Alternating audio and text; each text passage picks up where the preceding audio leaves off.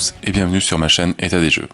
Alors on se retrouve aujourd'hui pour la suite, le début de la suite de Vampire Hunter avec la première extension donc, qui était donnée dans le Pledge Slayer. Donc le Pledge Slayer il était un peu plus cher que le Pledge de base, mais il filait une extension en plus des personnages, etc. Donc on va s'attaquer à celle-là. From Blood to Dust, donc du sang à la poussière, à peu près.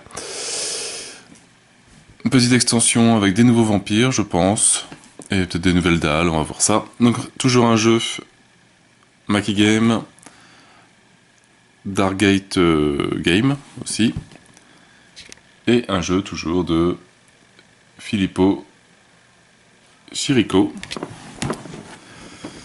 Donc voilà, en tout cas, l'illustration est bien sympathique, hein, des beaux petits vampires aveugles. On va voir comment ils se dirigent. Donc des lurkers et Dracu comme grands méchants. Donc on retrouve encore des cartes, des tokens, des cartes de vampires et 16 figurines. Donc on va voir ça. Si c'est aussi bien que la core box, que j'ai toujours bien apprécié.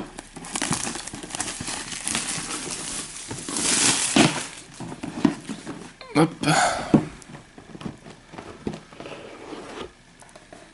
Voilà, l'illustration, c'est sûr qu'ils l'ont changé par rapport à celle de base, qui était prévue, mais elle est bien sympa. Alors, le petit livre de règles.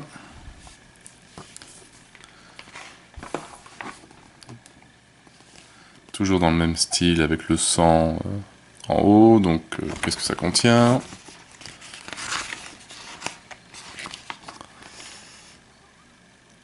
Les nouveaux sigles qui apparaissent. Nikondo.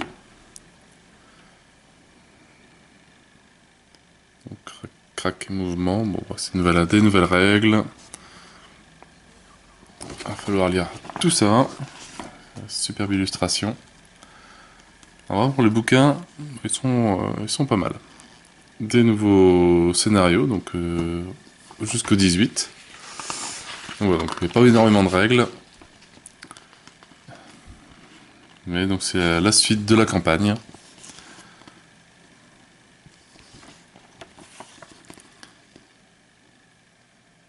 Voyons. Bon petit scénario, bien costaud.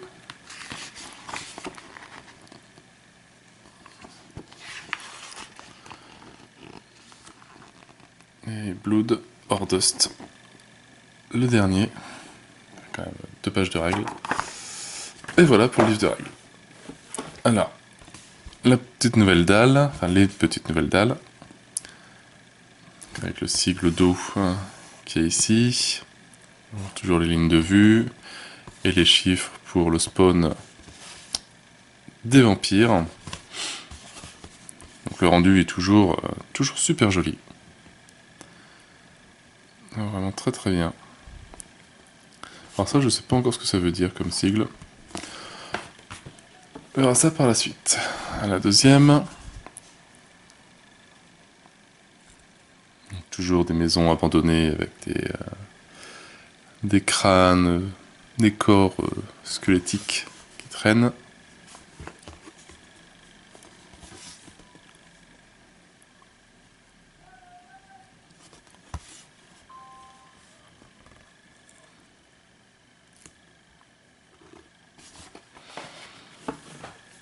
La troisième dalle. Il y a quand même un bon petit paquet, ça va faire une bonne dizaine de dalles à force. En tout avec le jeu de base. Donc c'est vraiment dans le même style. Et graphiquement c'est vraiment super joli.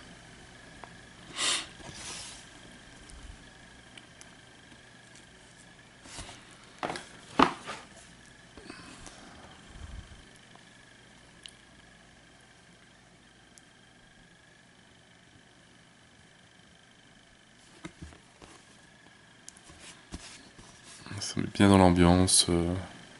Maison abandonnée avec des vampires à l'intérieur, du sang partout. Hop. Et encore des tokens. Donc une petite pièce aussi. Donc je sais pas s'il y a... Non, là il n'y a pas d'escalier, enfin il n'y a pas d'échelle. Même s'il y en a là, mais vraiment que on puisse monter dedans, je sais pas. Encore des différents tokens. Ça je sais pas du tout ce que c'est. Les armures, les leviers. Bon, je vais peut-être le tourner dans tous les sens parce que ça se dépunch complètement.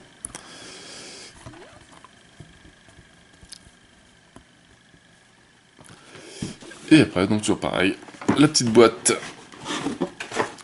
de figurines. Avec toujours les cartes de spawn.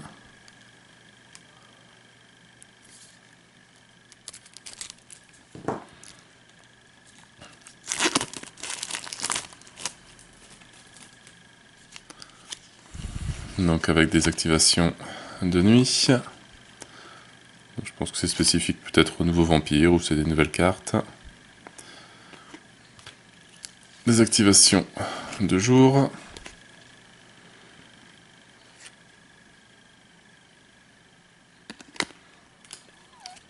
La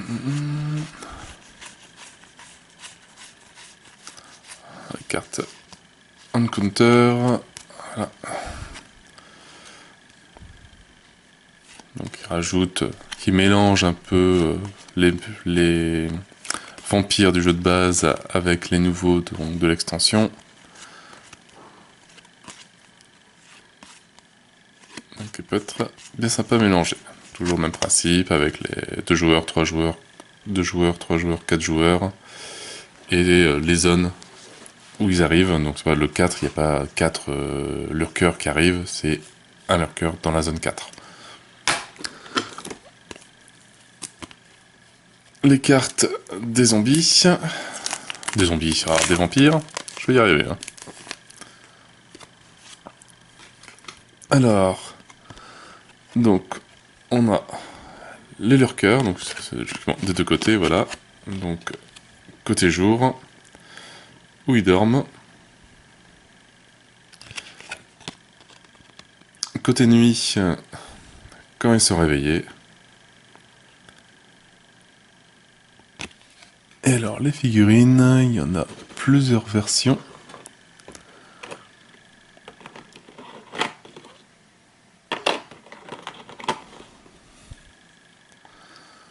C'est quand même bien penché.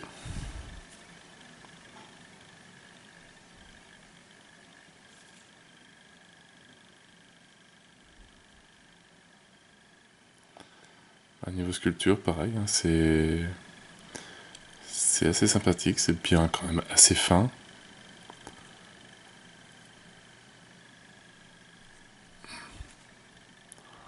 Franchement, avec tous les échos sur internet, je m'étais attendu à bien pire que ça, mais c'est nickel. Alors,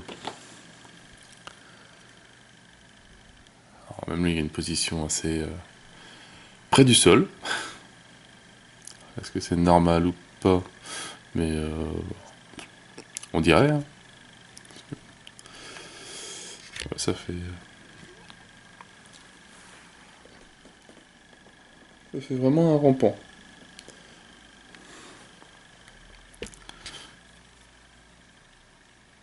Ah ouais, je pensais qu'elle était pliée, mais non, elle doit être comme ça. Ouais, peut-être moyen de la redresser un petit peu au cas où. Mais sinon, bah, je la laisserai comme ça. On peut changer. Ou elle a été mal moulée.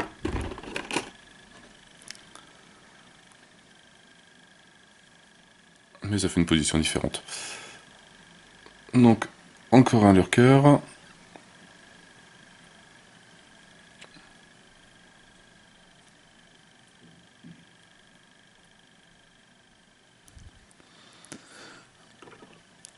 Après, encore un là.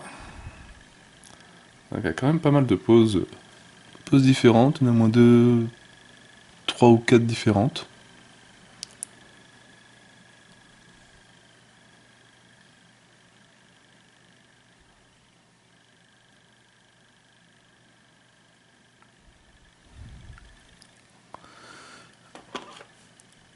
Alors celui-là, on l'a vu. Il y en a plus penché que d'autres. Donc, ouais. Soit il y a un pliage, soit il y a eu un défaut de moulage, ou sinon c'est fait exprès. Et, voilà, plus couché, moins couché, à voir. Et donc tout le reste, ils sont là. Et après, il nous reste Dracu. Donc lui c'est un Elder, donc il n'y a pas de face jour. 7 points de vie, 5D, 5 ou plus. Et niveau figurine, il a l'air bien sympathique. On a envie de le rencontrer. Niveau sculpture, les ailes, etc., toutes les nervures, enfin, je sais pas si on dit des nervures ou des veines qui sont dedans. Vraiment très bien sculpté. Je sais pas si on va faire un gros plan sur la tête, si je vais y arriver. Non, c'est ma main qui prend.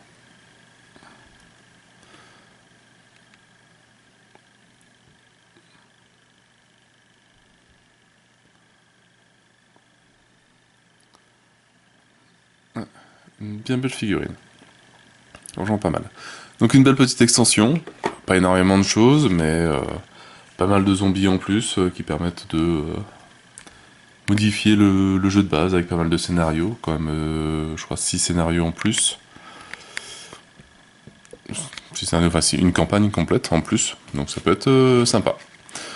Donc voilà sur cette première extension de Vampire Hunter. Donc bien content, franchement la qualité est là. Très très bien, donc maintenant il va falloir que, pareil, hein, toujours, que je lise toutes les règles pour apprendre à bien jouer. Donc sur ce, moi je n'ai plus qu'à vous souhaiter une bonne journée, une bonne soirée. N'hésitez pas à liker, à commenter et à vous abonner à la chaîne. Et moi je vous dis à bientôt pour une nouvelle vidéo. Ciao ciao.